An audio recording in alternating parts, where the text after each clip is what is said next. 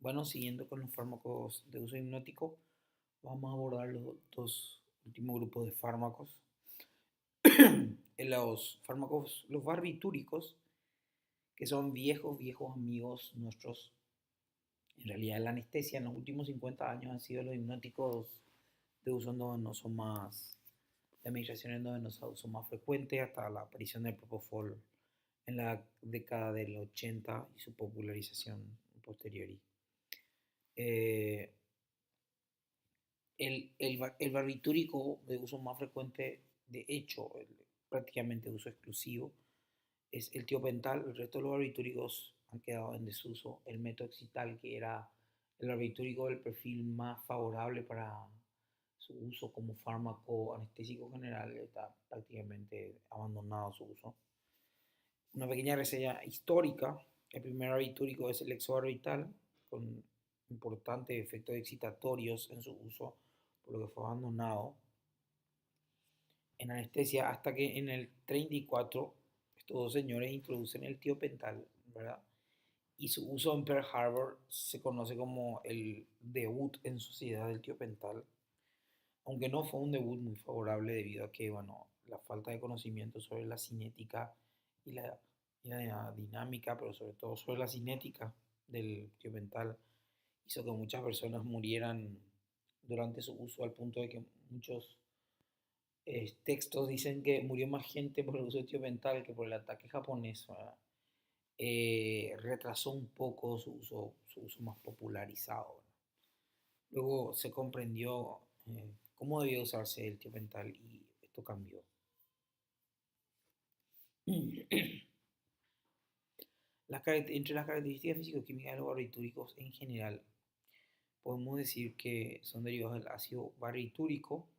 Son de dos tipos: los oxigenados, digamos, oxibarbitúricos, y los azufrados o tiobarbitúricos. Estas dos propiedades le proveen cambios cinéticos muy importantes.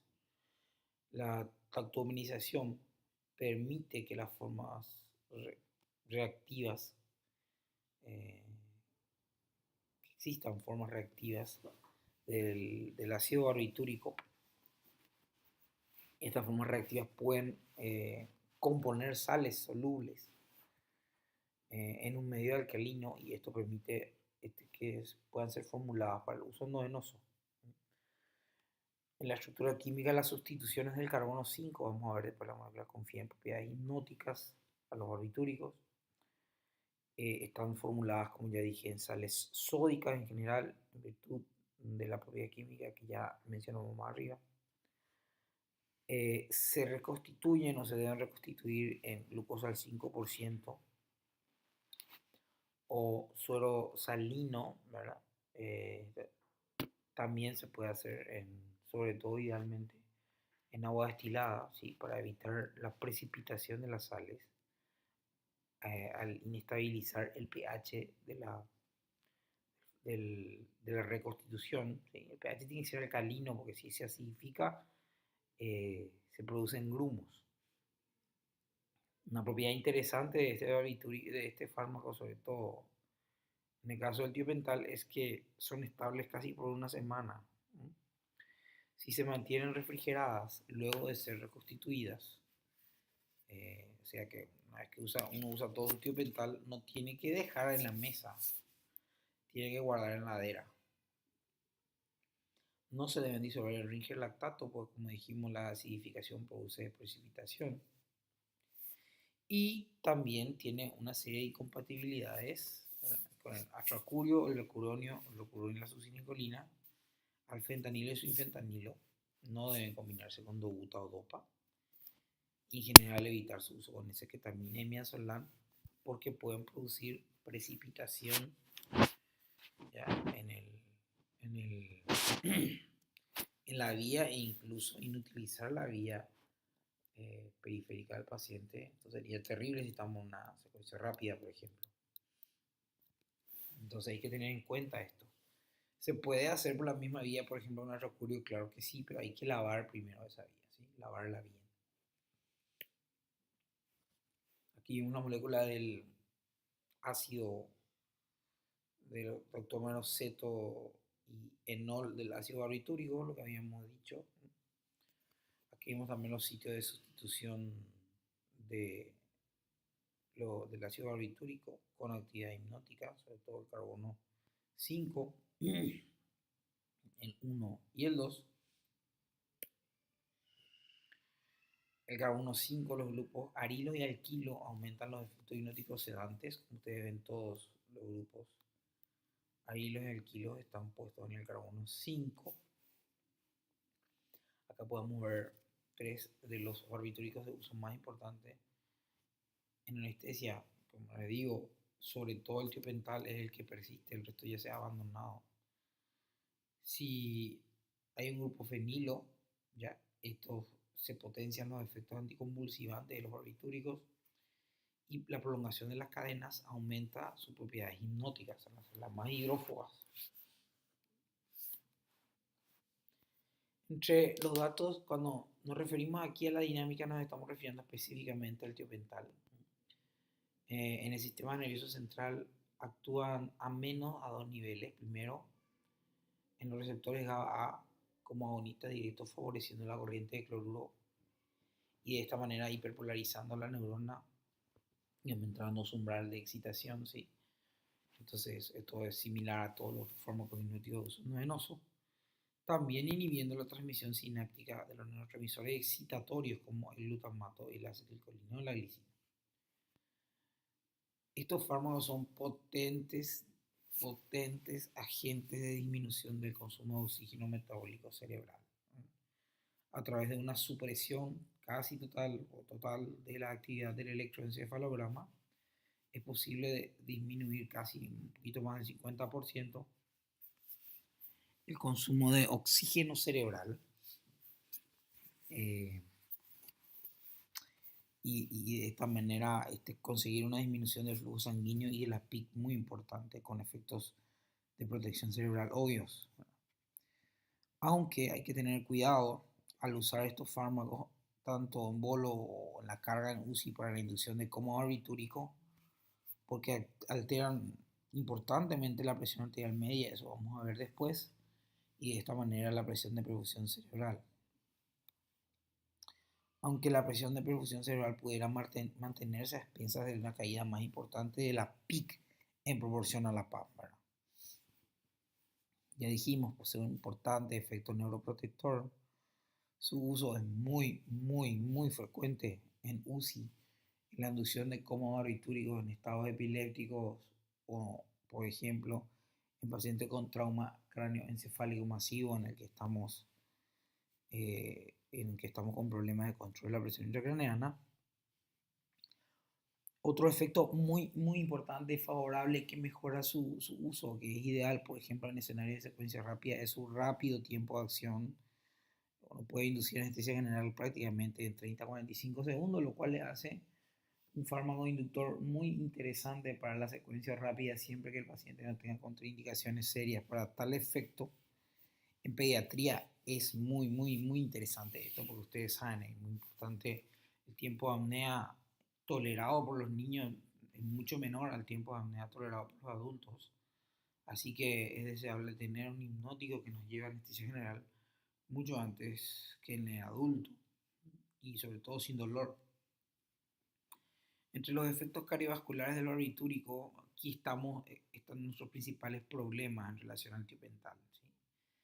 El tiopental no es nada cardioestable, sobre todo si va a ser utilizado en secuencia rápida y se debe hacer una inducción rápida, una inyección rápida del tiopental, lo cual aumenta la fracción libre del fármaco considerablemente y esto provoca una intensificación de todos los efectos en general, incluyendo los efectos cardiovasculares.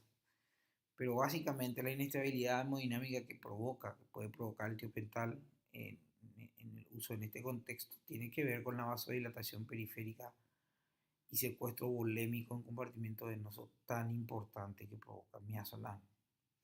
Además de tener también un efecto inotrópico negativo al interferir en la disponibilidad de calcio intracitoplasmático en el miocardiocito, que es un efecto mucho menor.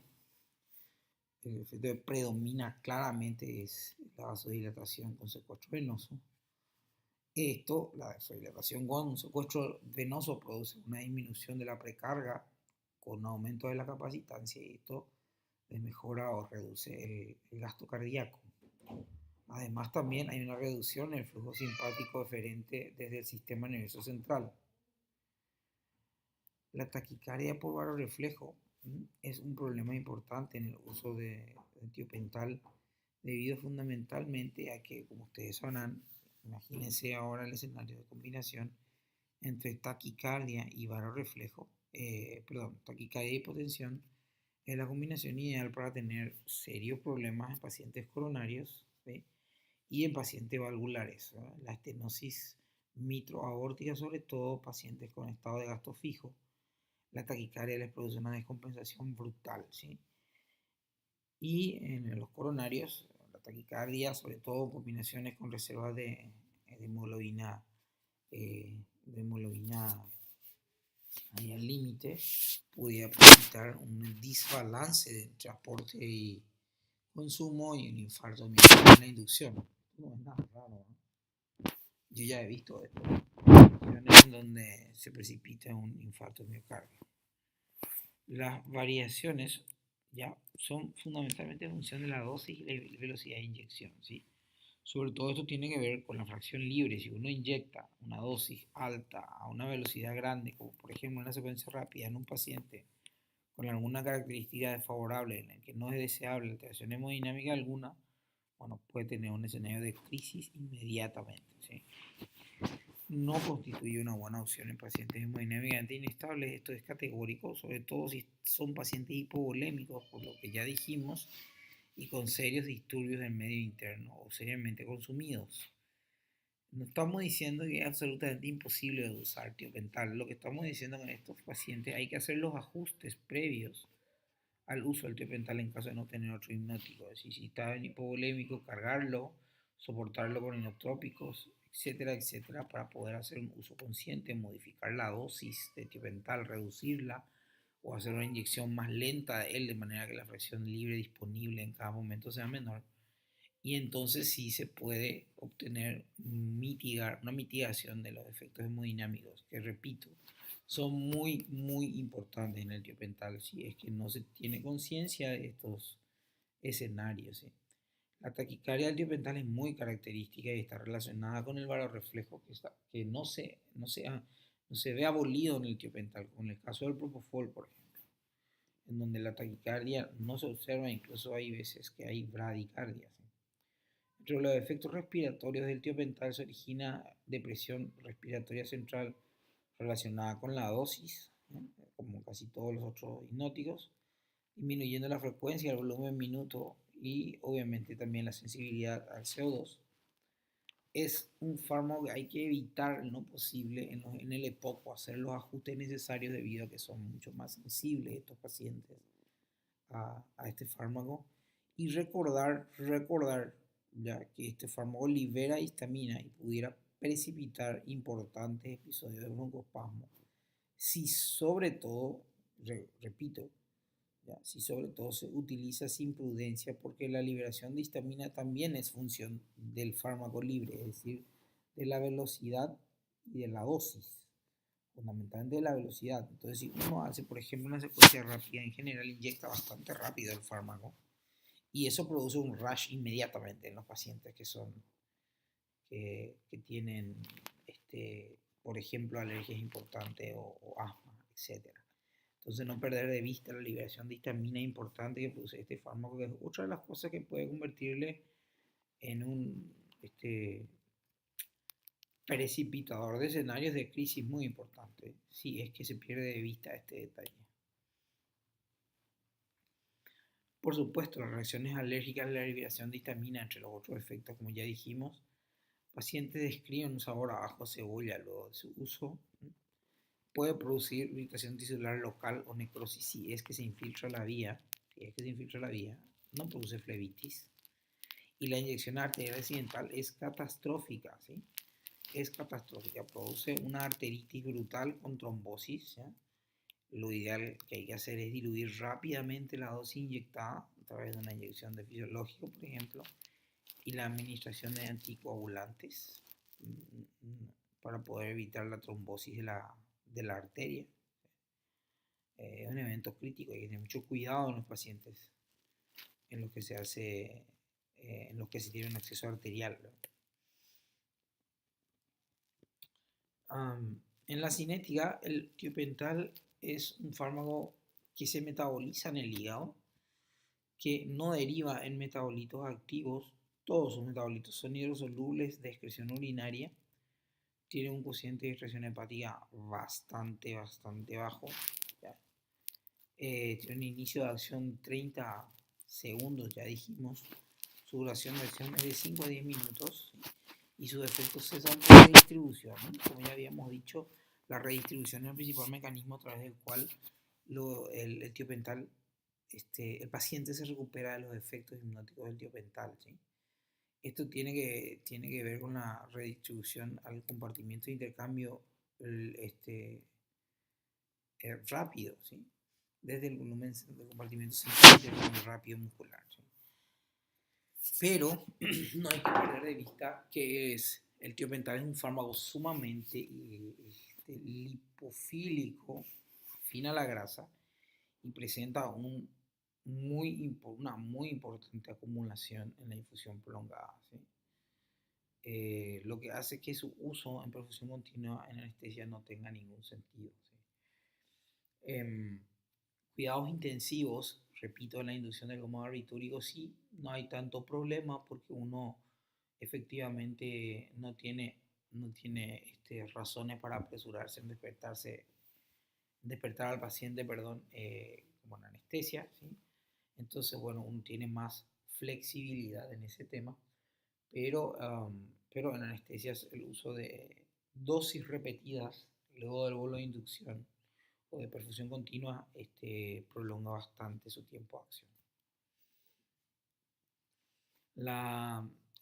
El tiopental tiene una dosis de inducción en adultos de 3 a 5 miligramos por kilo de peso.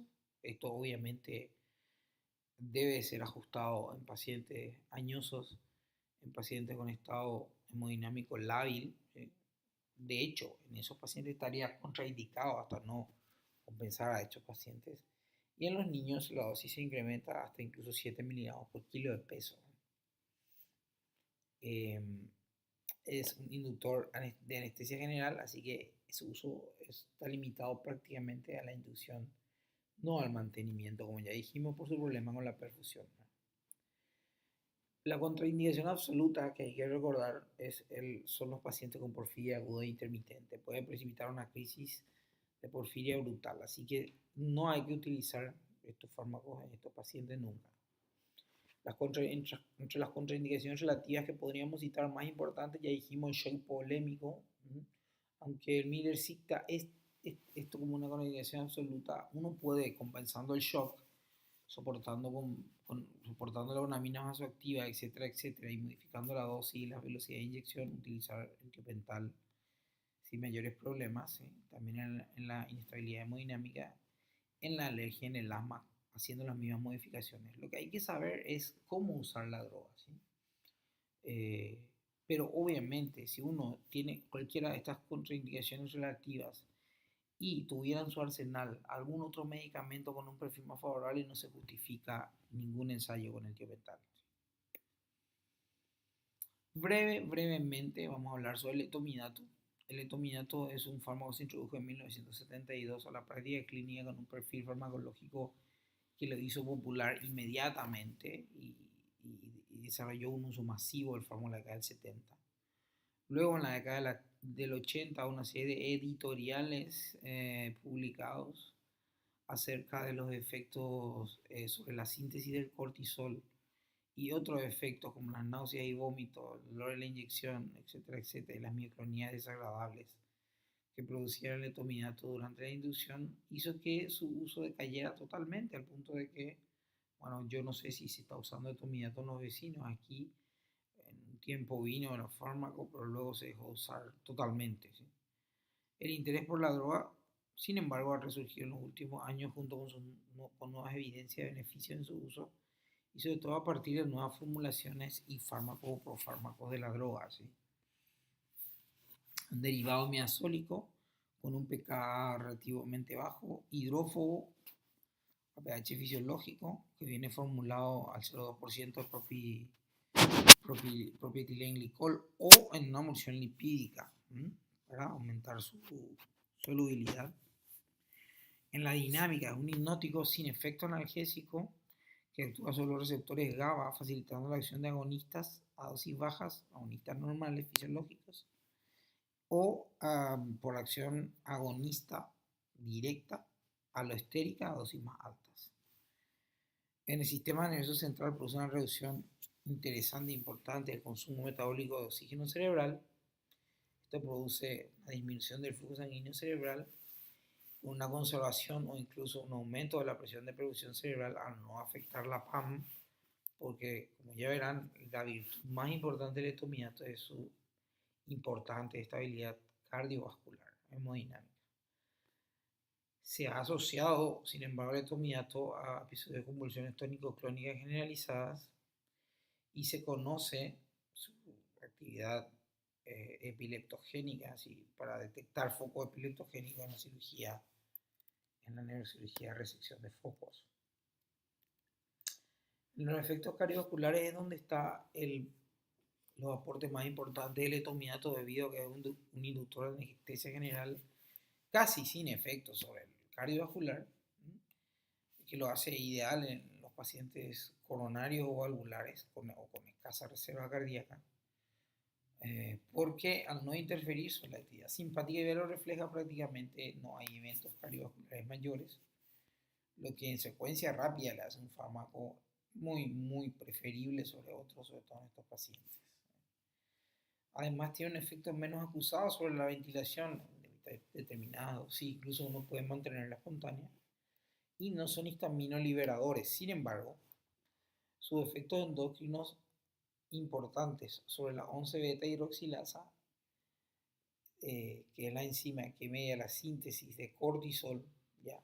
Y la supresión de cortisol por al menos 72 horas, con los efectos deleterios, sobre todo en los pacientes críticos en los que se presume un cuadro infeccioso, hizo que su uso prácticamente se abandonara, ¿sí? En la UCI, por supuesto, su uso ha sido completamente abandonado, aunque como ya les comenté, están apareciendo evidencias sobre que algunos fármacos pudieran tener menos efectos sobre la 11-beta-hidroxilasa. Sin embargo, las controversias persisten y el fármaco aún no ha vuelto al mercado, ¿sí? Como ya dijimos, otros efectos son las mioclonías, las náuseas y los vómitos, y el dolor de la inyección endovenosa. La dosis de etomidato y sus indicaciones son dos prácticamente. Una para nosotros, que es la inducción en la anestesia general, en los escenarios que ya vimos, y la dosis de inducción es de 0,2 a 0,6 miligramos por kilo endovenoso. Bueno, muchas gracias. Eso es todo.